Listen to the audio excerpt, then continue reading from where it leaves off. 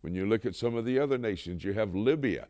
What's happening in Libya, that's off the wall. I mean, they have stolen 12 airplanes from Tripoli, where the airport was, and take them into hiding. And what is that going to be used for? Some type of terroristic attack? They did that in 1 month. They stole those 12 airplanes. Exactly. So when you're watching these things unfolding, Egypt right now seems to look like it's some type of a friend to Israel because they brokered the Israeli-Hamas deal, but they're not. They are joining relationships with Russia. Russia's now supplying their military armament. The Muslim Brotherhood is not going away. They're still around. A part of what's happening in Libya is attributed to the Muslim Brotherhood. Some of the major players in Syria who are fighting Bashar Assad, a part of the Muslim Brotherhood. I mean, I could just go on and on. What's happening in Ethiopia, Somalia, Sudan, they are saying they're a part of the Islamic State led by al-Baghdadi there in Syria and Iraq. So all of these coalitions are quickly coming together to do one thing. They may be enemies with each other right now, but if your enemy is my enemy, we become partners, and that is forming.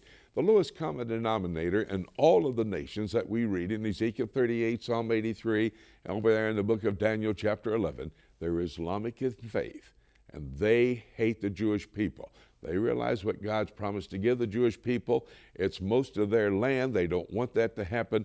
They're going to come. And it's going to be very soon after the rapture of the church. So that should make the world wake up. In fact, it's going to happen in that first 6-month period after the rapture of the church. And the reason for that is because over in Rome at that point in time, the Antichrist, which will come out of the revived Roman Empire, i.e. the structure being the European Union, he will go to Rome. He will set up a false religion. He will also set up the revived Roman Empire. And with that going on, he has to deal with the religions of the world.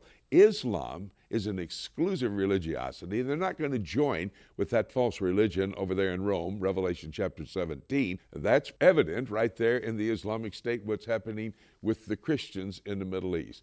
Ezekiel 38, verse 18 to chapter 39, verse 6 says that the Lord himself will rain hellfire and brimstone out of heaven, wipe out this Islamic world, even their nations, not only the military forces, even their nations, the text says, and that renders Islam inoperative, and then the Antichrist would deal with that false church and ultimately come into Jerusalem and set up what the Islamic world's trying to do today.